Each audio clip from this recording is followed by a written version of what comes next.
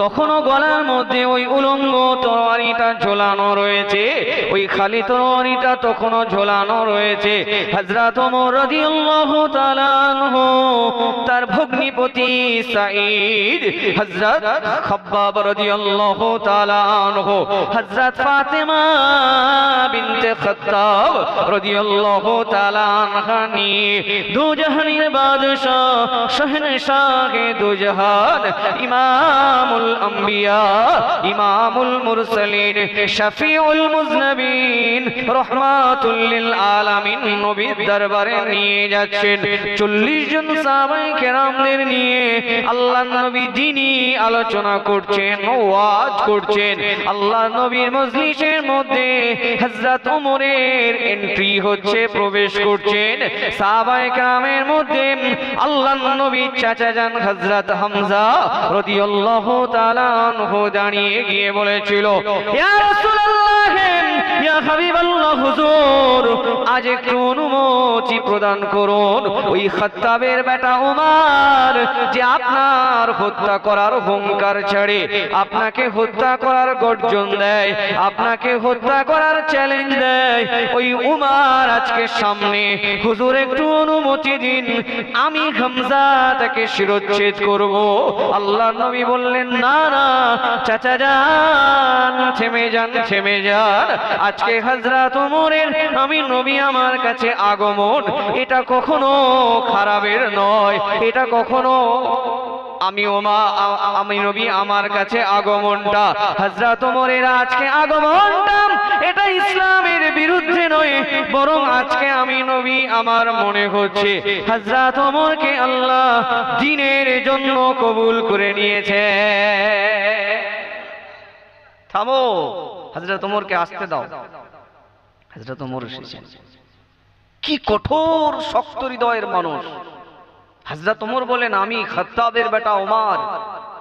আল্লাহ রাসূল যখন হিজরতের রাতের বেলা গোপনে চলে গেলেন, আর দিনের বেলা প্রকাশ হয়ে যাচ্ছে হযরত ওমর প্রকাশ্যে, তাও ঘোষণা দিয়ে, আমি খাত্তাবের বেটা ওমর বার হচ্ছি আল্লাহর হাবিবের কাছে, মদিনাতে যাব।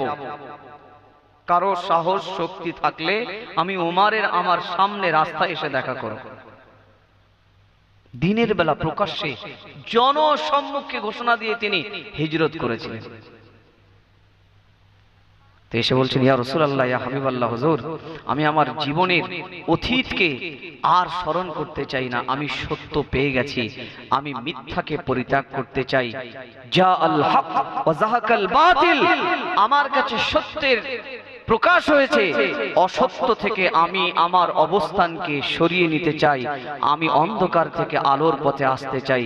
হুজুর আপনি আমাকে আপনার হাতে হাত দিয়ে ঈমানের কলেমা পড়িয়ে মুসলমান বানিয়ে দিন। বলুন সুবহানাল্লাহ।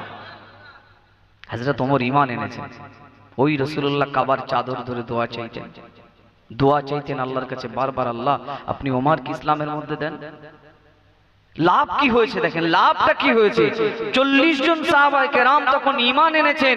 হযরত ওমর বলছেন, হুজুর ইসলাম সত্য, ইসলাম হক, অতএব আমরা আর গোপনে দ্বীনের কাজ করব না, প্রকাশ্যে করব। আমরা প্রকাশ্যে করব। দুইটা দল ভাগ করে দিলেন, একটা নেতৃত্ব দিচ্ছেন হযরত ওমর, আর একটা নেতৃত্ব দিচ্ছেন হযরত হামজা রাদিয়াল্লাহু তাআলা আনহু।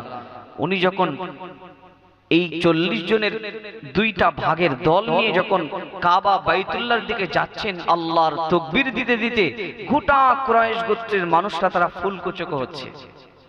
আজ খাত্তাবের বেটা ওমর ইসলাম কবুল করে নিয়েছে, তারা বাকরুদ্ধ হয়ে গেছে, নির্বিকার হয়ে গেছে, আর তাদের মুখে কোনো কথা নেই।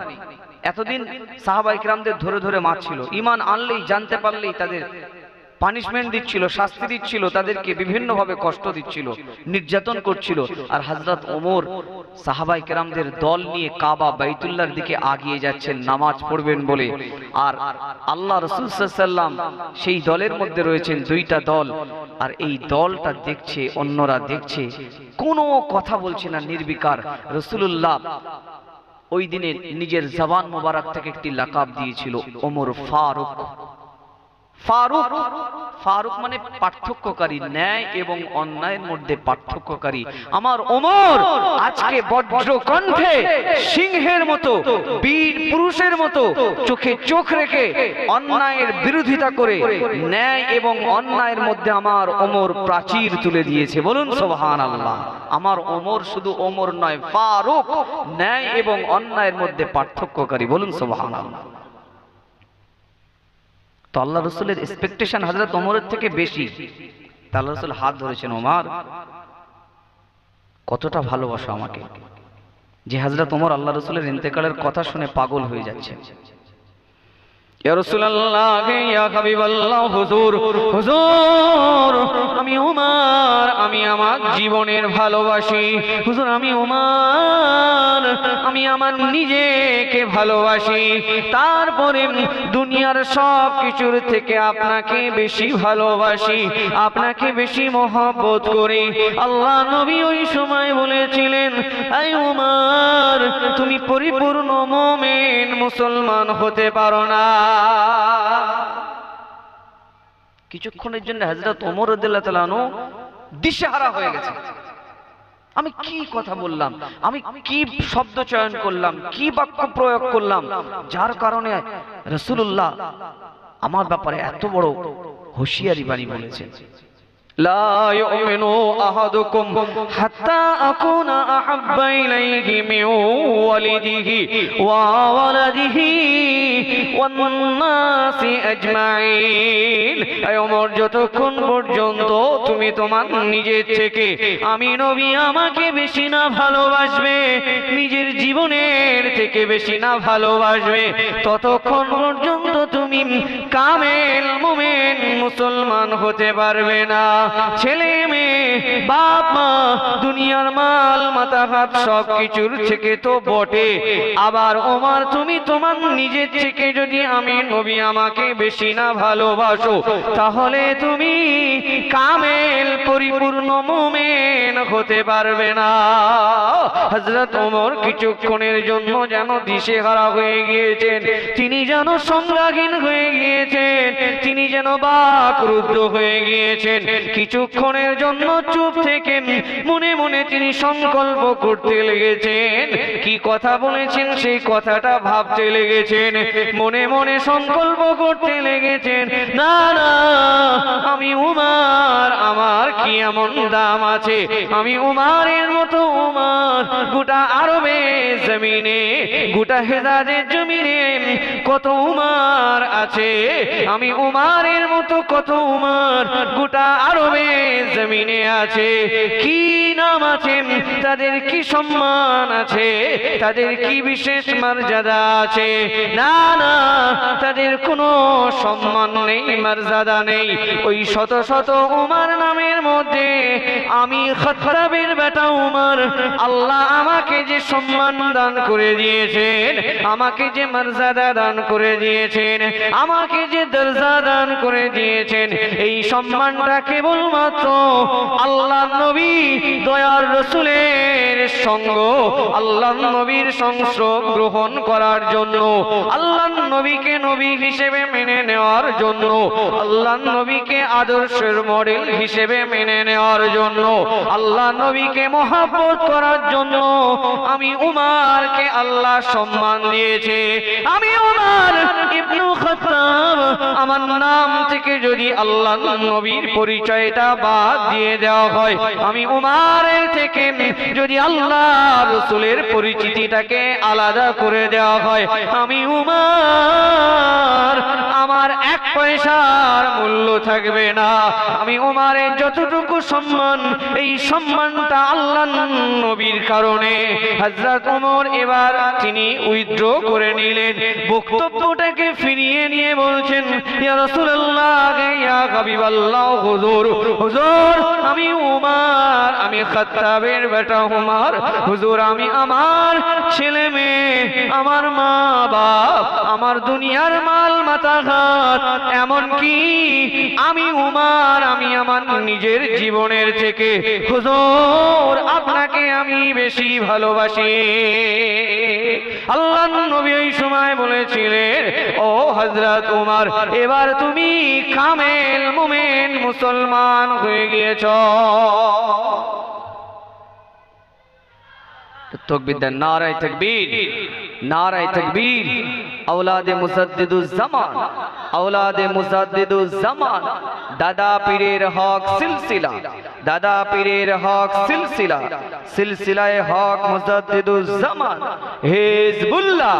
নারায়ে তাকবীর, নারায়ে তাকবীর। দুরূদ শরীফ আল্লাহুম্মা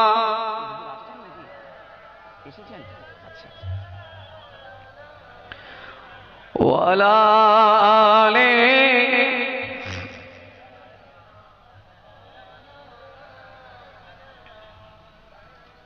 নবীর রওজা শরীফ দেখে মন ভরে না, দিদার দাও গো শাহে মদিনা, দিদার দাও গো শাহে মদিনা।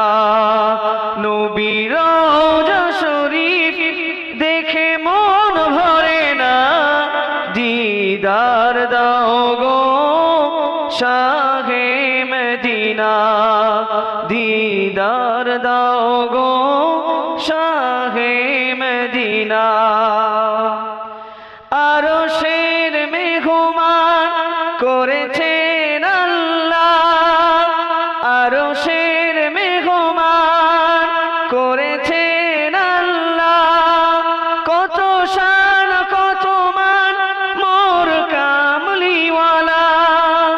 ও গো মদিনাওয়ালা, ও গো মদিনাওয়ালা, করো শাফাত, দিদার দাও গো শাহে মদিনা, দিদার দাও গো শাহে মদিনা।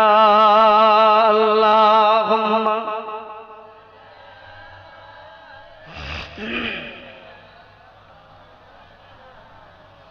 ওয়ালা আলে